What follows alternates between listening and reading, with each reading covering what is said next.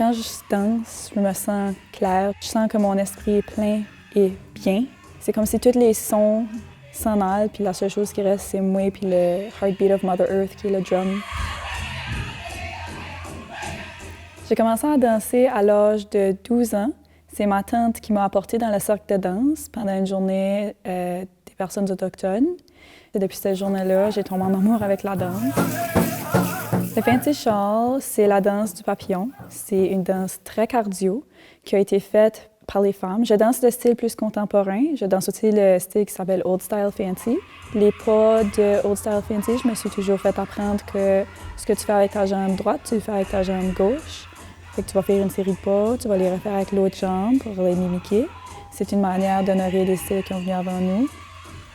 Le style contemporain est celui que souvent on va voir avec les beaux shawls, avec les rubans très colorés, très multicolores, plein de designs sur le dos du shawl. C'est plus intense, je dirais. Ça travaille beaucoup les jeunes, mais c'est aussi une forme d'expression. On se fait souvent appeler les papillons dans l'arène de danse. L'autre style que je danse, c'est le Jingle Dress Dancing, qui est une danse de guérison. La robe a des clochettes dessus. Traditionnellement, tu rajoutais une clochette pour chaque journée de l'année pour terminer avec une robe qui avait 365 clochettes. Chaque journée, tu rajoutais une clochette avec une bonne pensée, une bonne prière que tu mettais dedans. Puis si tu la perdais pendant que tu dansais au fil des ans, ça veut dire qu'elle était prête à tomber. J'ai commencé à enseigner des cours de danse il y a maintenant 2 ans.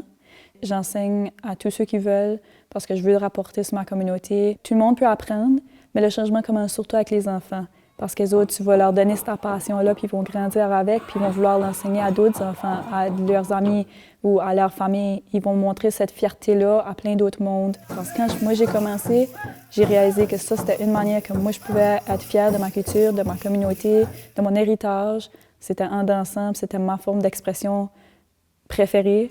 Puis je vois qu'il y a beaucoup de mes danseurs que ça devient leur forme d'expression préférée, puis ça les apporte à connecter à leur culture grâce à la danse. Là, ils veulent apprendre la langue, ils veulent apprendre leurs creation stories, ils veulent apprendre plein de choses, à danser, à chanter, à drummer. Donc c'est une porte qui ouvre pour eux autres.